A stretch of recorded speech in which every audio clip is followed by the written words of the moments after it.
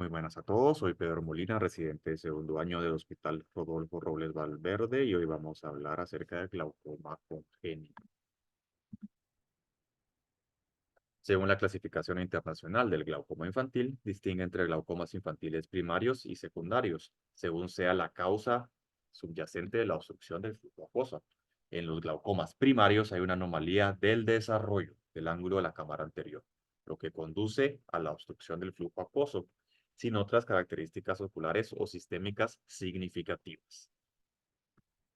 No hay que confundir el neonatal con el juvenil. El neonatal es evidente al nacer, mientras el juvenil aparece en los primeros 3 años de vida.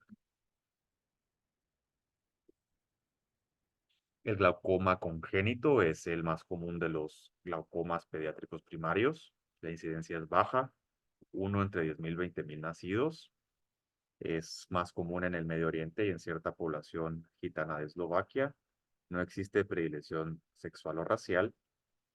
El 80% son bilaterales, 75% se presentan en el primer año de vida, 25% se presentan en recién nacidos y 60% de los diagnosticados con el glaucoma congénito se realiza antes de los 6 meses. Es más común la incidencia esporádica del glaucoma congénito, pero cuando la causa es familiar, es una herencia autosómica recesiva y el gen implicado es el gen CYP1B1. Las características clínicas, 65 al 80% de los casos son bilaterales. La elevación significativa del apio puede ocurrir solo en un ojo en el 25% de los casos, debido a que el globo ocular neonatal es distensible, a menudo se agranda considerablemente, secundario a la exposición a una presión intraocular elevada. Esto es llamado buftalmos. La córnea, estructuras del ángulo de la cámara anterior, la esclera, el nervio óptico, el canal escleral y la lámina cribosa también se ven afectados.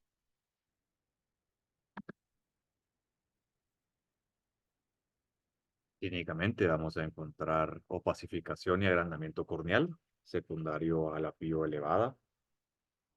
Eh, el glaucoma congénito se va a presentar con una triada característica de epífora, fotofobia y blefaroespasmo. Estos signos y síntomas pueden aparecer solos o en conjunto.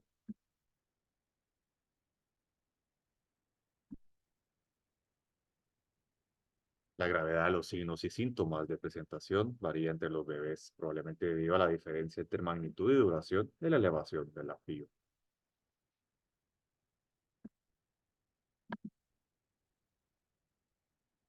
La córnea de un recién nacido sano tiene un diámetro horizontal que varía de 9.5 a 10.5 milímetros, y esta se va a agrandar aproximadamente de 0.5 a 1 en el primer año de vida. Cuando aumenta la pío hay distensión del globo ocular, y si encontramos una córnea mayor a 12 milímetros en el primer año de vida, nos debe de hacer sospechar en algún problema, sobre todo en glaucoma congénito. Va a ser notoria la asimetría entre ambos ojos. Inicialmente, el edema corneal puede ser el resultado directo de la elevación del apío, produciendo una neblina corneal que se aclara si normalizamos la presión. A menudo hay rupturas subyacentes de la membrana de Descemet, y estas se conocen como estrías de Haab. Y podemos ver una estría, y estos son los bordes de la misma.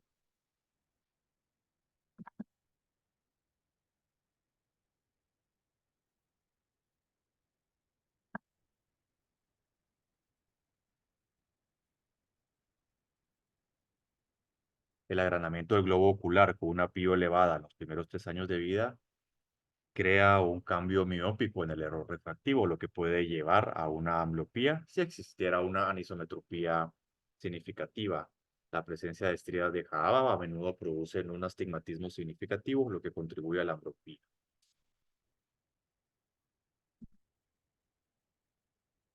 La medición del apío en un bebé o niño sospechoso de tener glaucoma congénito Debe realizarse idealmente en la consulta con el niño lo más tranquilo posible. Todos sabemos que es muy difícil que un niño menor a 5 años colabore, por lo que generalmente estas mediciones se hacen bajo anestesia general. Para esto vamos a utilizar algún tonómetro como el de Perkins, el Tonopen, el Iker o Goldman. Es importante no hacer o no hacer esta medición en niños que están luchando o en niños que están llorando, porque esto va a elevar falsamente la PIO. Entonces esa medición no va a ser confiable.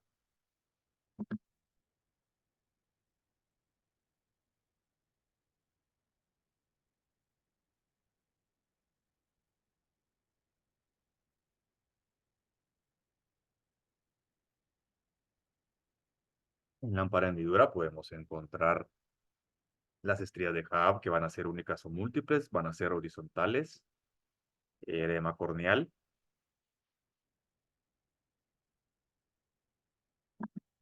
En la gonioscopía, que también vamos a realizar bajo anestesia general, vamos a encontrar un iris con una inserción más anterior y una translucidez alterada en, en el ángulo de la cámara, lo cual se le ha llamado membrana de Parkin.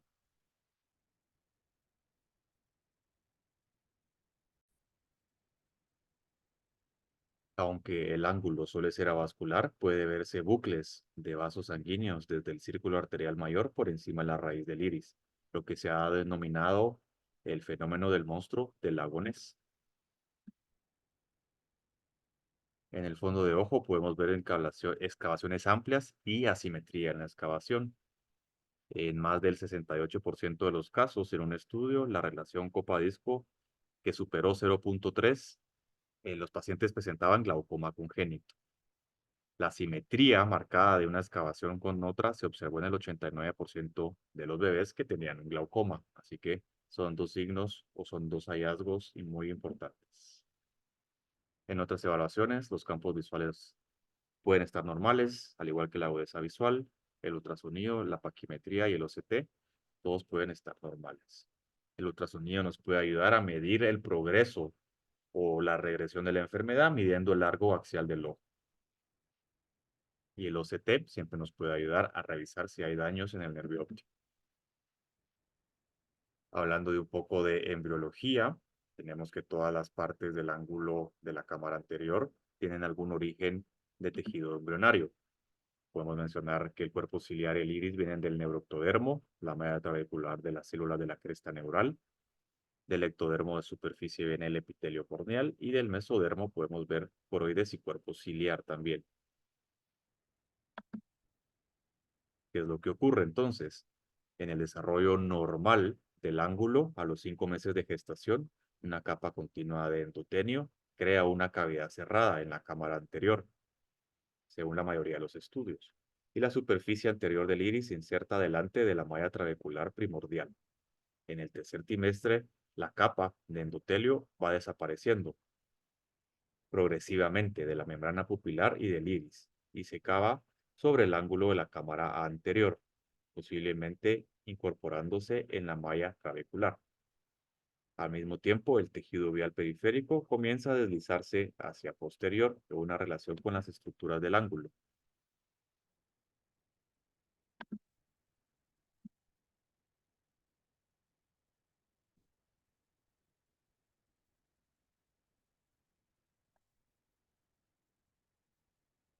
El desarrollo de las láminas trabeculares y los espacios intertrabeculares comienza en el aspecto interno y posterior del tejido primordial y progresa hacia el canal de Schlemm y la línea de Schwalbe. El ángulo de la cámara anterior normal no está completamente desarrollado hasta el primer año de edad. ¿Esto qué quiere decir? Que en el desarrollo general,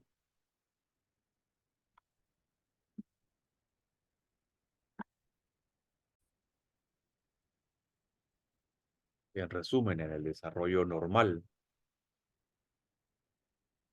del ángulo de la cámara anterior, debe de existir esta inserción posterior del iris.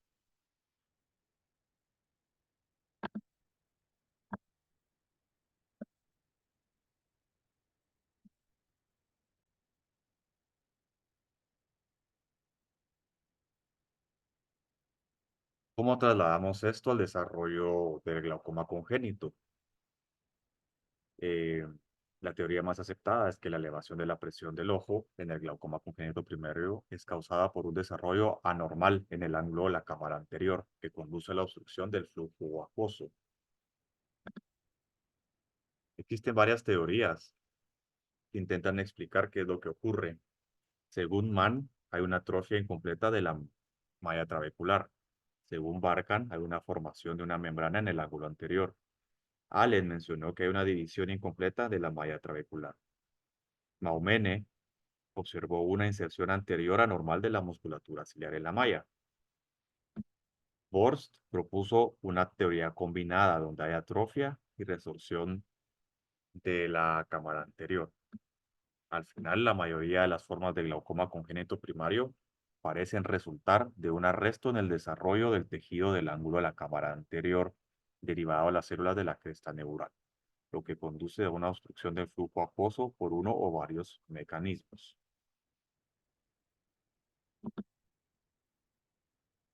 Diagnósticos diferenciales que podemos tener en niños o recién nacidos con epífora, obstrucción de vía lagrimal, conjuntivitis, uveitis, queratitis, de córneas grandes, megalocornia, miopía magna, opacificación corneal, la podemos ver en anomalía de Peters, esclerodermia, distrofias y edema, desgarros en la membrana de Descemet, puede ser por trauma o por vesículas corneales posteriores. Es importante no confundir los desgarros de la membrana de Descemet con las estrías de Haab. Las estrías de Haab van a ser únicas y van a ser horizontales, pero las traumáticas o secundarias al uso de forceps van a ser verticales. El manejo es definitivamente quirúrgico. Debemos usar, si la PIO está alta, antilaucomatosos para controlar la presión antes del procedimiento quirúrgico. Entre las técnicas quirúrgicas principales que están diseñadas para eliminar la resistencia al flujo acuoso creada por las anomalías estructuradas en el ángulo de la cámara anterior, tenemos la coniotomía, la trabeculotomía, tenemos también válvula o procedimientos combinados. La gonotomía es una técnica en la que se incide el tejido anormal bajo visualización directa con la ayuda de un lente de gonoscopio. Esta técnica ha visto ser efectiva solo cuando tenemos medios claros. Si la córnea está opaca, no se va a poder utilizar. La trabeculotomía es una técnica que se identifica el canal Schlemm mediante disección externa y la malla trabecular se incide al pasar una sonda por el canal. Una ventaja de este procedimiento es que se puede utilizar en ojos con córneas nubladas. La válvula, que es la más efectiva de todas, es la cirugía de dispositivo de drenaje en el glaucoma, que puede controlar con éxito el glaucoma en estos niños. Aunque muchos pacientes necesitan aún terapia médica máxima para el glaucoma posoperatorio o cirugías repetitivas. Muchas gracias.